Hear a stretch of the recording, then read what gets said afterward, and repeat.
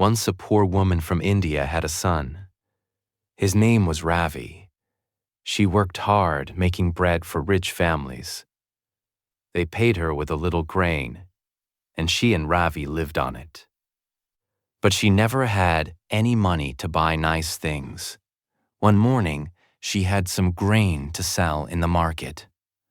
When she was leaving, she said to her son, "Today we'll have some money. Do you want something from the market?"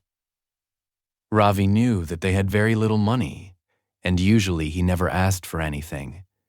But that morning he set a drum. The mother said nothing. She knew that she wouldn't have enough money for a drum. She went to the market and sold the grain. Then she bought some flour and salt to make bread. She felt sad that she had nothing for Ravi. So when she saw a piece of wood on the road, she picked it up and brought it home. She was sure that Ravi would find something to do with it. Ravi didn't know what to do with it, but he didn't want to disappoint his mother. So he carried the wood with him when he went to look for his friends. While he was walking along the street, Ravi saw an old woman. She was trying to light a fire, and she was crying. "What's the matter?" he asked. "I need to make bread, but I can't light this fire." "This wood is too wet," she replied. "I've got some dry wood that you can use," said Ravi. The old woman took Ravi's wood, lit the fire with it, made some bread, and gave a piece of it to Ravi. Ravi wasn't hungry, but to say no to the old woman wouldn't be kind. So he took the bread and walked on.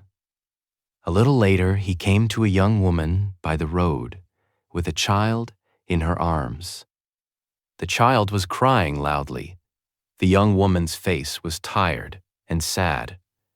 "Why is your son crying?" Ravi asked. "He's hungry, and I have nothing to give him." The young woman replied. Ravi gave his piece of bread to the child. "Eat this," he said. The little boy stopped crying, took it quickly, ate it, and smiled. "Thank you. You're very kind," the mother said. "Please, take this pot. You think of some way to use it, I'm sure." Ravi didn't know what to do with the pot, but to refuse would be hurtful. So he took it and started walking again.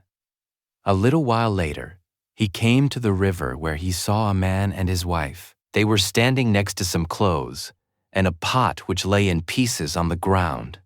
The man was shouting at his wife, and they were both angry. "Why are you shouting at your wife?" Ravi asked the man. "She's broken our pot," he replied.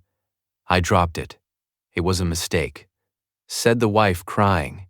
Perhaps the men went on.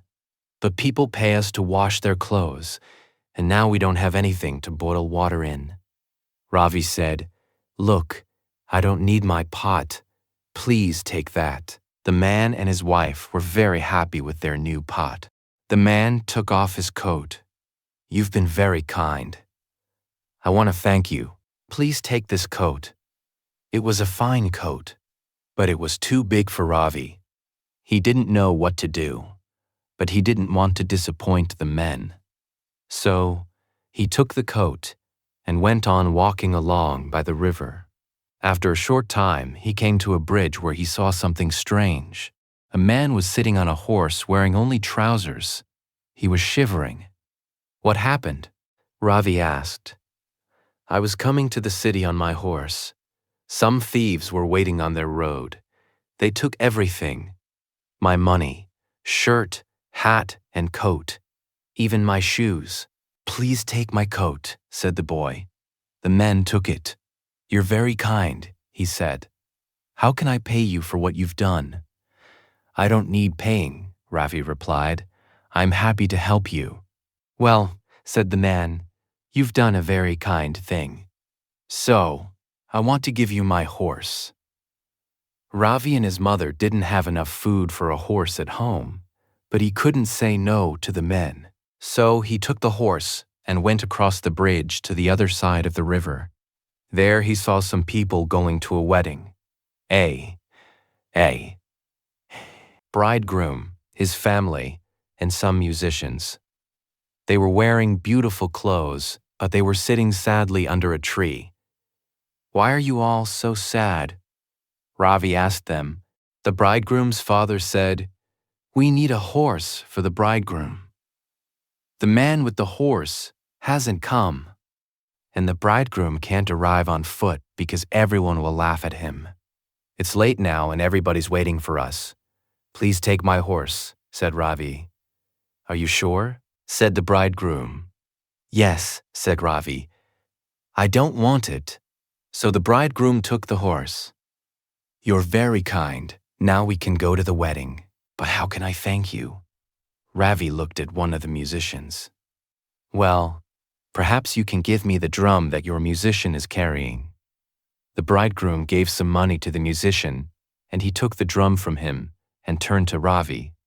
"Is that all?" asked the bridegroom. "Yes, thank you." He tried Ravi taking the drum and he ran home beating it all the way.